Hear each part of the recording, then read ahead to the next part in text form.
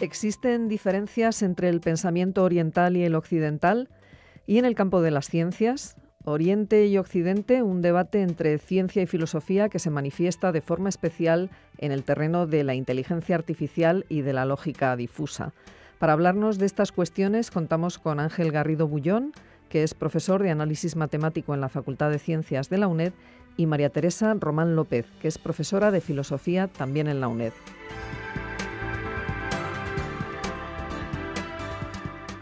Decía Bertrand Russell que hay dos clases de ciencia, la vieja, que es la oficial, y una nueva ciencia que la mayoría de los viejos miran con horror.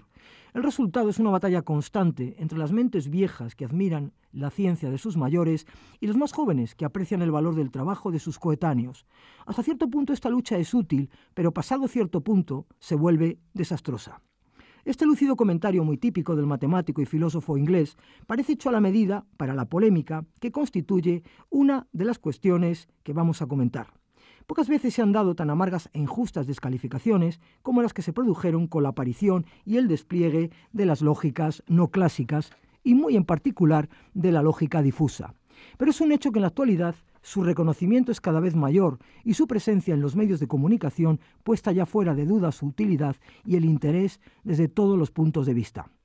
Vamos a tratar de dar una visión general de la situación actual de todas estas investigaciones, tanto en Oriente como en Occidente, comparando sus distintas aproximaciones.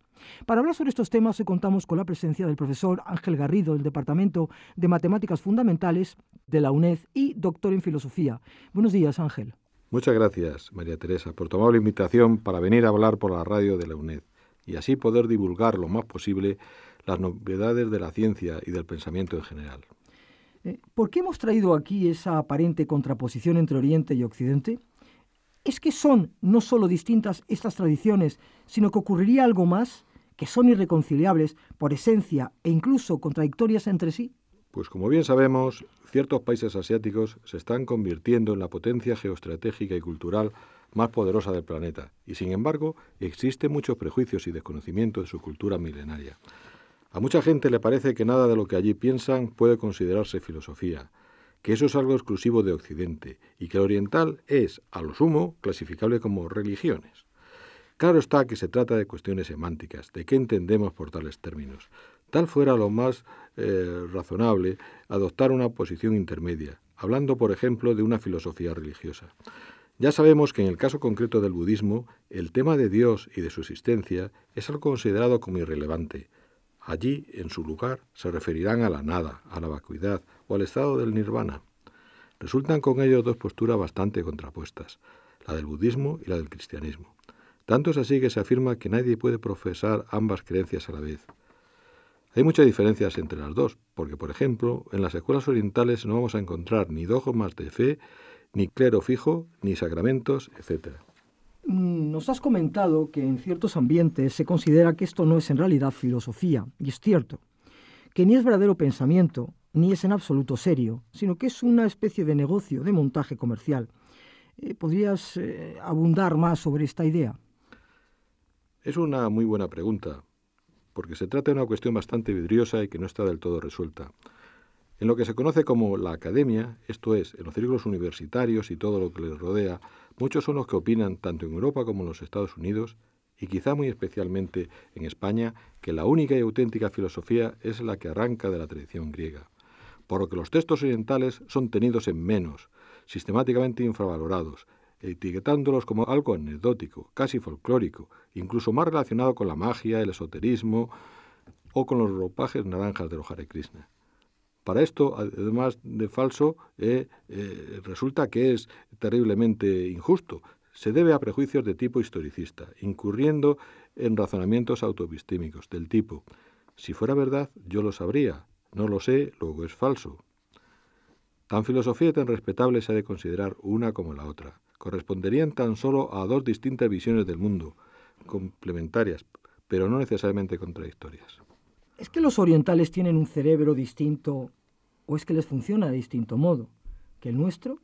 ¿Acaso parten de algo que ya originalmente les venga dado y que sería distinto de lo que se supone que constituye nuestro punto, digamos, de partida occidental?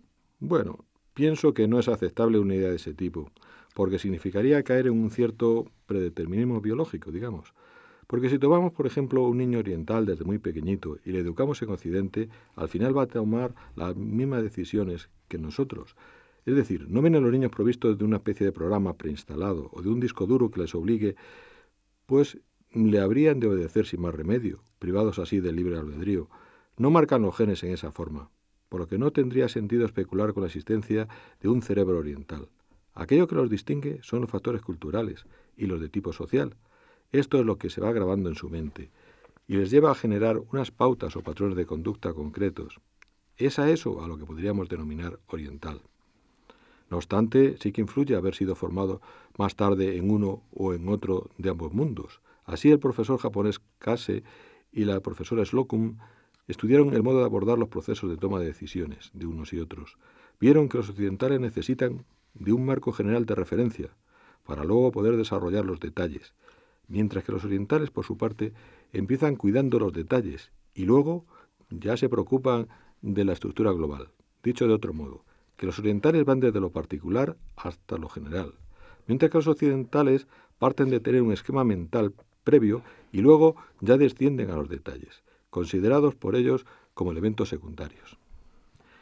Porque en Occidente, quizá por la influencia cartesiana, se parte de la previsión y de la planificación, mientras que los orientales confían más en la intuición, en la improvisación, etc., aparte de que buscan aprovechar ciertas argucias sociales.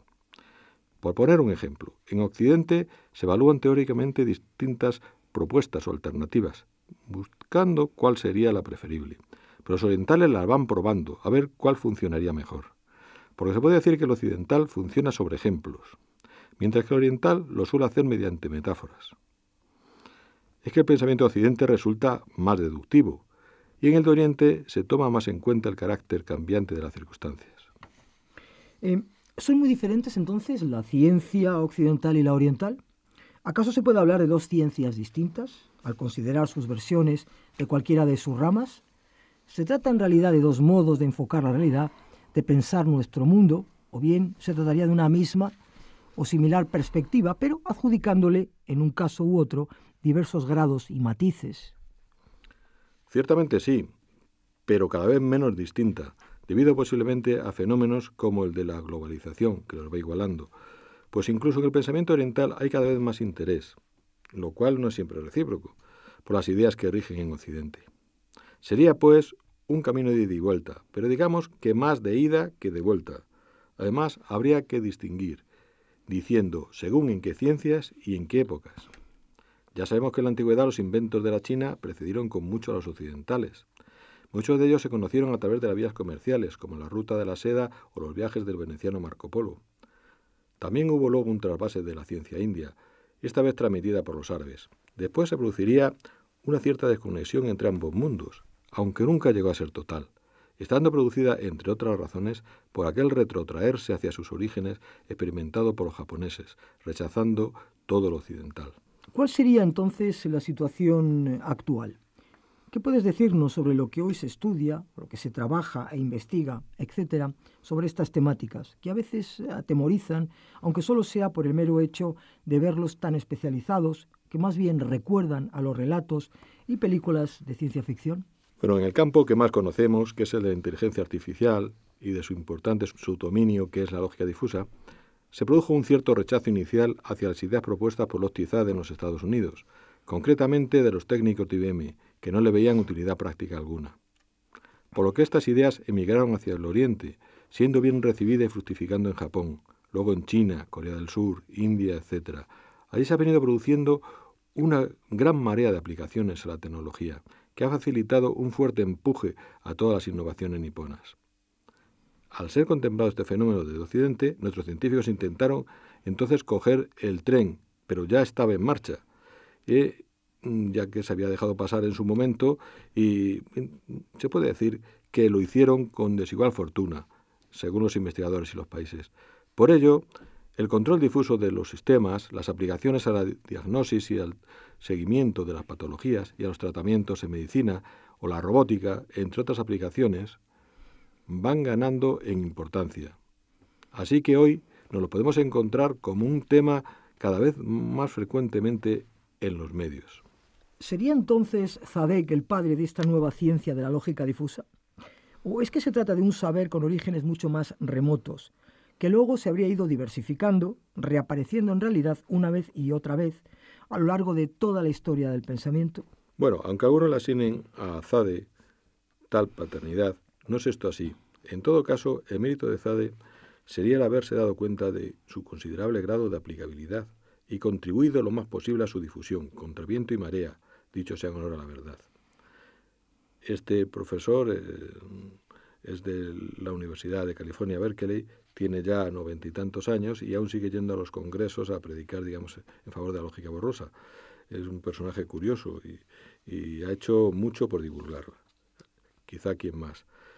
Pero las profundas raíces de todo ello, como me preguntabas, están bastante más lejos, en las lógicas multivaluadas, que introdujera el polaco Jan Łukasiewicz, miembro de los más relevantes dentro de la Escuela de Varsovia, una de las escuelas con mayores lógicos y matemáticos que ha tenido la historia, como son el caso de Alfred Tarski o de Stefan Banach. Stefan Banach, por ejemplo, es el famoso por ser el padre del análisis funcional y Alfred Tarski por la concepción semántica de la verdad. Dichas lógicas, las multivaluadas, se adaptan mejor a la realidad que la lógica clásica, que aún era la bivaluada propia de Aristóteles. Hasta entonces era algo intangible, como lo fuera la geometría de Euclides. Esta escuela de Varsovia, hago un pequeño apunte, brilló en Polonia entre 1918 y 1939, el periodo que se llama de Interbellum, entre las dos guerras mundiales. Luego ya, pues entre los que se tuvieron que ir porque eran judíos y los que se quedaron pero fueron represaliados por el gobierno soviético, dirigido desde Moscú, pues allí prácticamente no quedó casi nada de la escuela de Varsovia. De hecho, los sabios oficiales de la única filosofía y la única verdadera, que era el materialismo dialéctico, según ellos, concretamente Leszek Kolakowski y Adam Schaff, intentaron por todos los medios desacreditar el pensamiento de la escuela de Varsovia, calificándolo de filosofía burguesa y que había que combatir y destruir, pues era la que tenía más prestigio y les hacía sombra. Entonces, bueno, ese es un poco el destino que tuvo todo esto. Para dicha lógica, seguimos con lo de la lógica bivaluada, la de Aristóteles, la bivalente. Solo habría dos posibilidades para todo aquello que consideremos. O es absolutamente verdadero o es absolutamente falso. O es blanco o es negro. O es Dios o es el demonio. O es el bien absoluto o es el mal absoluto, etc. Y todo estaría a su vez muy relacionado con la aparición de una nueva teoría, la de conjuntos clásica. Hoy se llama clásica o CRISP, entonces no se le ponía este nombre. Se le pone de clásica porque ha habido otras posteriores. Para dar lugar a una nueva lógica multivaluada, la fuzzy logic o lógica difusa. Con ella se abriría la gran posibilidad de crear esa nueva teoría de conjuntos, que suponga una generalización de la anterior. Esta sería la fuzzy set theory o teoría de los conjuntos borrosos, con grandes perspectivas en muchos campos matemáticos. Por ejemplo, la fuzzy measure theory o teoría de las medidas difusas. Pero también en numerosas aplicaciones tecnológicas, como las de la teoría de control o de la robótica, y también, no lo olvidemos, con muy notables implicaciones filosóficas. Para ser justos, habría que decir que los escritos de Jan Łukasiewicz fueron luego muy bien estudiados por un brillante lógico americano, Stephen Cole Kleene, discípulo de Alonzo Church, quien estaba por entonces en la Universidad de California, Berkeley, y al ser muy buen amigo de Lotfi Zadeh, le fue dando a conocer todo lo que sabía acerca del tema, mientras que Zadeh, que recordemos era un ingeniero de Azerbaiyán, digamos que en compensación le iba ilustrando sobre cuestiones de ingeniería eléctrica, ya que esta era su especialidad como profesor. De dicha conexión, otra base intelectual, provino en realidad toda la conocida revolución del pensamiento que ha supuesto para todos nosotros la lógica difusa. ¿Cuál es la situación actual de estos estudios e investigaciones en Europa y en particular cómo estamos en nuestra patria? ¿Estamos tan atrasados como siempre, igual que en algunas otras materias? Bien, pues el estado del arte, como se suele decir, en Europa va mejorando mucho en estos campos, adquiriendo cada vez con ello un mayor relevo internacional, pero siempre dentro de una vertiente más matemática o filosófica que la que tienen, por ejemplo, en el Japón, donde ha predominado más la tendencia, digamos, ingenieril o aplicada. Pero se debe resaltar también que cada vez avanzan más en estos terrenos en la China, en la India o en Corea del Sur, con una inclinación en este caso más hacia lo teórico y los fundamentos que en el caso nipón. Son muchos allí los departamentos, facultades, informes, tesis doctorales, etcétera, que se dedican a estos temas. Se habla de la existencia de unos 30.000 investigadores solo en China trabajando sobre estos campos del saber. Y sería mucho más si ampliáramos la perspectiva considerando toda la inteligencia artificial en la que, como dijimos, la lógica difusa se subsume. En cuanto a España, pues, se podría hacer una pequeña broma, se me ocurre. Aquello de Groucho de partiendo casi de la nada hemos alcanzado las más altas cimas de la miseria. Pero hablando más en serio, se ha trabajado bastante y se ha llegado a un nivel más que aceptable, con grupos de buenos investigadores como, por ejemplo, los del Centro Europeo de Soft Computing, ubicado en la localidad de Mieres, en Asturias, impulsado por el profesor Trillas, que es un pionero en España de la lógica difusa. Cuenta entre sus miembros investigadores muy notables, como es el famoso profesor japonés Mikio Sugino. También tenemos que reseñar los del Instituto de Inteligencia Artificial del Consejo Superior de Investigaciones Científicas en Barcelona, con Luis Godó y Francesc Esteve, entre otros, o en la Universidad de Granada el grupo de Miguel Delgado Calvo Flores. También es muy reseñable en la UPNA, que es el acrónimo de la Universidad Pública de Navarra, de investigación que está liderada por el profesor Humberto Bustince. Se trata de colectivos muy activos y bastante reconocidos internacionalmente. Cada uno de ellos son autores de multitud de publicaciones. Pero ahora aquí una observación personal. Lo que veo como un verdadero problema es ahora el de su docencia, el de la lógica no clásica y en particular la difusa, sobre todo en las facultades de ciencia y lo que es aún más asombroso en las de matemáticas, donde se supone que se habría de razonar de un modo lo más sólido y consistente posible. Sin embargo, hay resistencias por inercia e intereses creados por la costumbre a su introducción la mayoría de las veces. Y así la lógica se debate entre las a veces algo anquilosadas enseñanzas en filosofía, que hay gloriosas excepciones, y las crecientes, pero más arrimadas a lo práctico, podemos decir, de los informáticos, que ahora se creen casi absolutos dueños del campo, por la retirada de los matemáticos. Y esto sucede no solo en el campo de la lógica no clásica de la lógica difusa, sino de un modo bastante generalizado, al ir invadiendo progresivamente la ciencia de la computación, el nicho ecológico que antes era propio de las matemáticas. Si a un estudiante se le dan bien estas, la propia presión social le empuja hacia la informática, con la esperanza, a veces vana, de que esto le reportará grandes beneficios económicos y de todo tipo. ¿Cómo puede obtenerse más información sobre estos apasionantes temas que, por otra parte, resultan tan actuales? ¿Existe alguna bibliografía o material o de algún otro tipo disponible para completar toda esa información en la que nos has introducido hoy? Sí, cabe obtenerlos en alguno de los programas sobre lógica que imparten ciertas universidades, en facultades como las de matemáticas, filosofía o en ciertas ingenierías como las de ingeniería informática, o bien a través de enseñanzas como las de los cursos de posgrado de la UNED sobre lógicas no clásicas que venimos impartiendo, o también debemos citar el máster en lógica pura y aplicada de la Universidad de Barcelona, donde se juntan los esfuerzos de profesores de la Facultad de Matemáticas, de Filosofía y de Informática, que es el camino, pensamos, por el que deberíamos de ir. La bibliografía existente comienza a ser ya bastante amplia y cada vez más, si bien casi toda está en inglés. Por todo ello y por haber venido investigando en profundidad sobre estos temas los últimos años, hemos considerado necesaria la publicación de un par de obras, muy recientemente, ambas escritas por mí. Sus títulos son Lógicas de nuestro tiempo y Lógica aplicada a vaguedad e incertidumbre. Ambas han aparecido publicadas por la editorial Dickinson, son obras muy claras y no demasiado extensas. En ellas se trata no solo de la lógica multivaluadas, entre la misma citaremos la lógica difusa, sino también de razonamiento de sentido común, de lógica modal y de las restantes lógicas más actuales. Pueden ser muy útiles para conocer el tema y también para entender el tratamiento de los problemas cuando los entornos muestran vaguedad e incertidumbre, bien sea sobre los datos o bien dentro del contexto.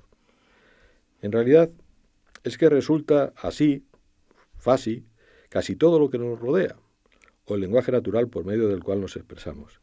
Incluso a veces nos entendemos. Quizá menos veces las que nos entendemos. Sí. Es cierto lo que algunos dicen sobre que la lógica difusa es algo totalmente innecesario, superfluo, que se puede y se debe, por tanto, prescindir de ella. ¿Acaso no hay incluso quienes aseguran que no es más que otra cosa disfrazada?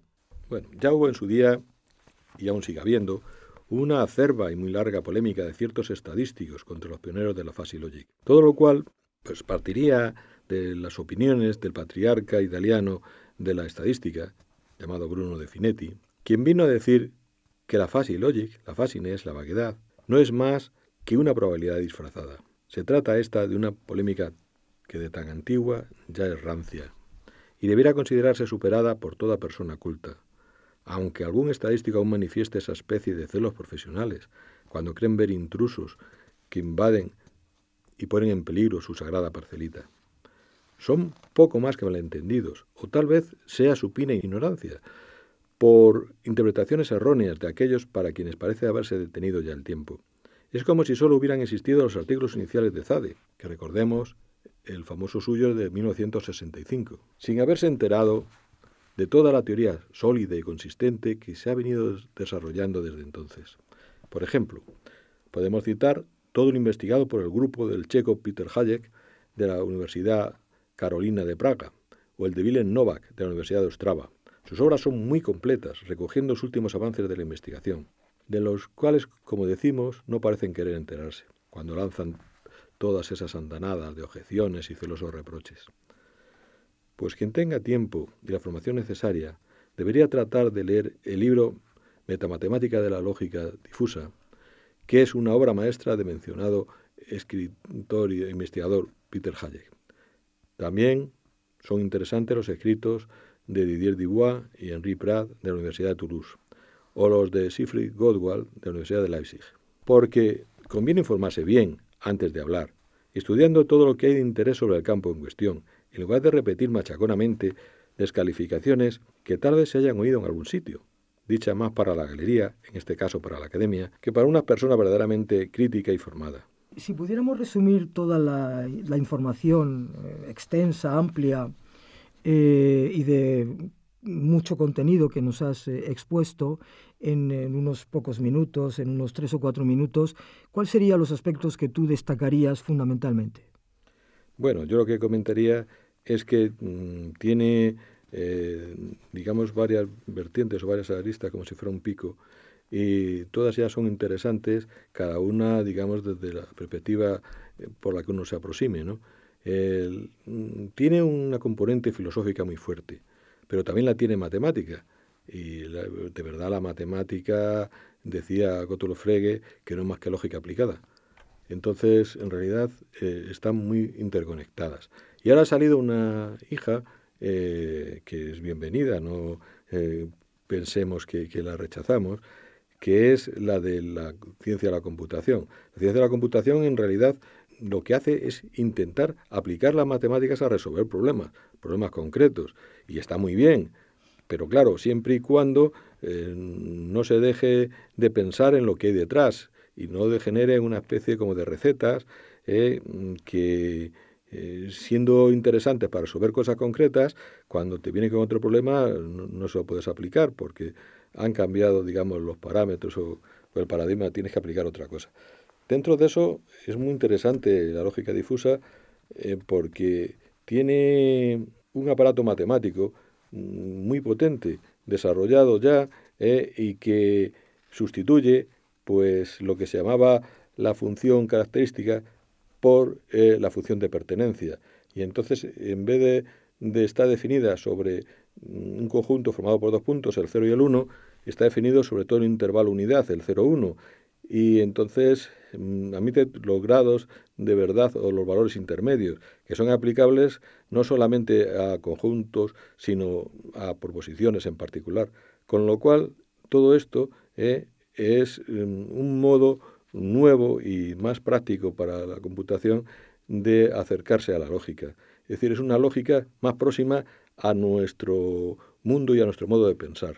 El mundo es fuzzy y nuestro pensamiento es fuzzy. Aunque nos sea más cómodo ponerlo de modo rígido y todo de verdadero y falso, y blanco y negro y ceros y unos. Eso es más cómodo, pero lo real es lo otro, lo real es lo fácil.